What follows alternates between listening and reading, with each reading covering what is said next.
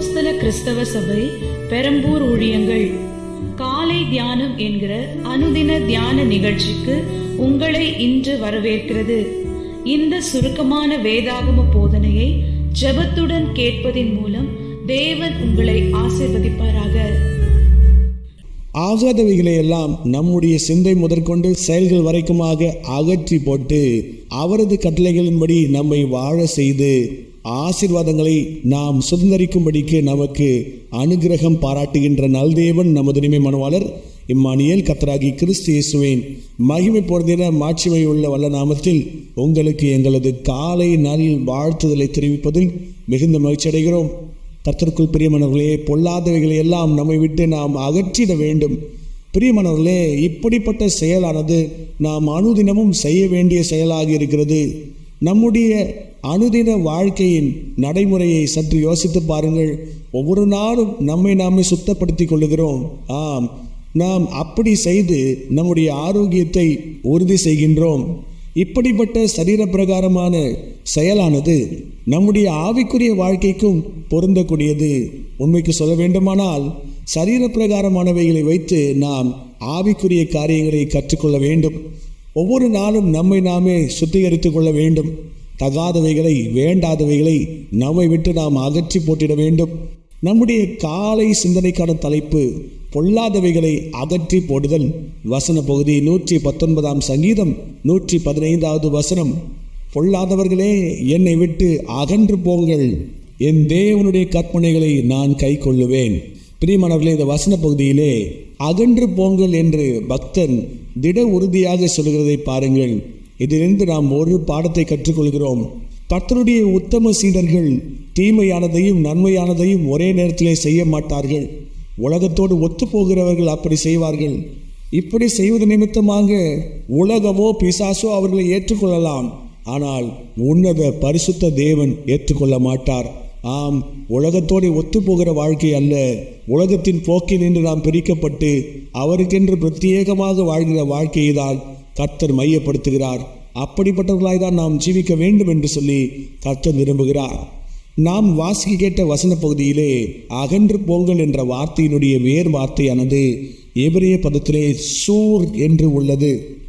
இந்த வார்த்தையினுடைய விளக்கம் என்னவென்றால், நான் ஒரு காலத்திலே பொல்லாதவைகளுக்கு அடிமையாய் இருந்தேன், அவைகளுக்கு நான் கீழ்ப்படிந்து நடந்தேன், அவைகள் எனக்கு எஜமானனாய் இருந்தது.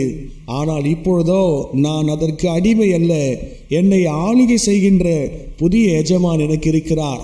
என்னுடைய இனிய மணவாளர் வந்துவிட்டார், அவருக்கு மாத்திரம்தான் நான் கீழ்ப்படிந்து நடப்பேன் என்ற அர்த்தத்தை தருகிறது.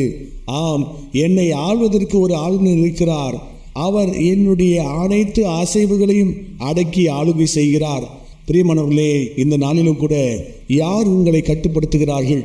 உலகமோ மாமிசமோ பிசாசோ உங்களை கட்டுப்படுத்துமானால் நீங்கள் தேவனுடைய சுவாபத்தை வெளிப்படுத்துகிற ஒரு வாழ்க்கையை உங்களால் வாழ முடியாது.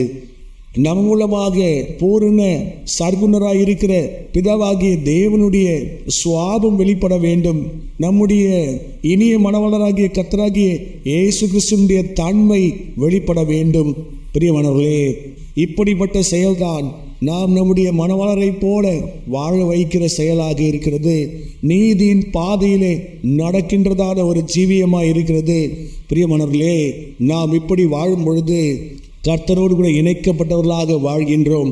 ஆம், யார் யாரெல்லாம் உலகத்தின் போக்கோடு ஒத்து போகாமல் கர்த்தருக்கென்று பிரியமாய் வாழ்கிறார்களோ அவர்கள் எப்பொழுதுமே தேவனோடு கூட இணைந்து வாழ்வார்கள். ஆம், அப்படியாக தான் பரிசுத்தவான் தானியேல் வாழ்ந்தார். அவர் பாபிலோன் தேசத்திலே வாழ்ந்தாலும் தனக்கு கொடுக்கப்பட்ட அலுவலக அனைத்து வேலைகளையும் செய்து முடித்துவிட்டு கர்த்தருக்கு அடுத்தவைகளிலே தன்னுடைய முழு கவனத்தை செலுத்தினார். ஆம், தான் செய்த எந்த ஒரு செயலானாலும் சரி தன்னை கர்த்தரை விட்டு பிரித்திடாதபடிக்கு அவர் உறுதியாக இருந்தார். இப்படியாக தான் நாமும் வாழ வேண்டும் என்று நம்முடைய கர்த்தரும் இனிய மணவாளரும் விரும்புகின்றார். அப்படிப்பட்ட ஒரு வாஞ்சையை நாம் கொண்டிருக்க வேண்டும். ஆம், பிரியமானவர்களே, என்ன வந்தாலும் சரி என் ஆண்டவராகிய இயேசு கிறிஸ்துவை பின்பற்றுவதிலிருந்து நான் மனம் தளர்ந்து போக மாட்டேன் என்று சொல்லி நம்மையே அர்ப்பணிக்க வேண்டும். இயேசுவின் பின்னே போக துணிந்தேன் என்ற அற்புதமான பாடல் பிறந்த கதையை நாம் ஒருவேளை கேட்டிருப்போம். வேல்ஸ் தேசத்திலே ஏற்பட்ட எழுப்புதலின் மூலமாக இந்தியாவினுடைய வடகிழக்கு மாநிலங்களிலே கர்த்தருக்கு ஊழியம் செய்யும்படியாக வந்த மிஷனரிகளின் மூலமாக ரட்சிக்கப்பட்ட இந்திய பழங்குடியின குடும்பத்தினர் ஒரு விசை தங்களுடைய கிராமத்து தலைவனாலே தாக்கப்பட்டாராம். ஆம், நீ உன் ஆண்டவராகிய இயேசு கிறிஸ்துவை மறுதலித்து விடு, அப்படி இல்லாவிட்டால் நான் உன்னுடைய பிள்ளைகளை கொன்று விடுவேன் என்று சொன்னபொழுது, யார் என்னோட கூட என் இயேசுவை பின்பற்றி வராவிட்டாலும் நான் என் இயேசுவை பின்பற்றுவேன் என்று சொல்லி அவர் நின்றாராம். அவருடைய கண்களுக்கு எதிரே அவருடைய பிள்ளைகள் அம்பினால் தாக்கப்பட்டு மரித்து போனார்களாம். அப்பொழுது இந்த தலைவன் அந்த பக்தரை பார்த்து, இப்பொழுதாவது நீ ஆண்டவராகிய இயேசு கிறிஸ்துவை மறுதலித்து விடு, நான் உன்னுடைய மனைவியை கொல்லாமல் விட்டு விடுவேன் என்றானாம். அப்பொழுது இந்த பக்தன், சிலுவை என் முன்னே உலகம் என் பின்னே என்று சொன்னாராம். அந்த தருணத்திலே அந்த பக்தனுடைய மனைவி அவருடைய கண்களுக்கு எதிரே அம்புகளால் தாக்கப்பட்டு மரித்து போனார்களாம். இப்பொழுது உன்னுடைய உயிர் மாத்திரம்தான் இருக்கிறது, நீ உன் ஆண்டவராகிய இயேசு கிறிஸ்துவை மறுதலித்து விடு என்று அவருக்கு சவாலாக ஒரு வாய்ப்பு வந்த பொழுது, என் இயேசுவின் பின்னே போக துணிந்தேன், பின்னோக்கேன் நான் என்று சொல்லி அவர் சொன்னாராம். அந்த தருணத்திலே அவர் அம்பினால் தாக்கப்பட்டு அந்த இடத்திலே கர்த்தருக்கென்று இரத்த சாட்சியாக மரித்தாராம். பிரியமானவர்களே, இதனை பார்த்த அந்த கிராமத்து தலைவனுடைய இருதயம் அசைக்கப்பட்டதாம். 2000 ஆண்டுகளுக்கு முன்பதாக ஏதோ ஒரு இடத்திலே வாழ்ந்த ஒரு மனிதனுக்காக இந்த முழு குடும்பமும் தங்களுடைய வாழ்க்கையை ஒப்புக் கொடுக்கும் பொழுது இதிலே ஏதோ ஒரு உண்மை இருக்கிறது, நானும் இதை அறிந்து கொள்ள வேண்டும், நானும் இந்த ஆண்டவராகிய இயேசு கிறிஸ்துவை ஏற்றுக்கொள்கிறேன் என்று சொல்லி அந்த மனுஷன் தன் வாழ்க்கையை ஒப்புக் கொடுத்தானாம். அந்த கிராமத்திலே மிகப்பெரிய எழுப்புதல் மூண்டதாம். அனைவரும் ரட்சிக்கப்பட்டார்களாம், தேவனுடைய சாட்சிகளாக விளங்கினார்களாம்.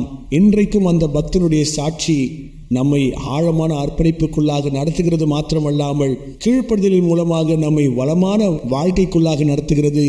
நம்முடைய சுயம் மறிக்கும் பொழுது கர்த்தருடைய சத்துவம் நம்முடைய வாழ்க்கையின் மூலமாக வெளிப்படுகிறது.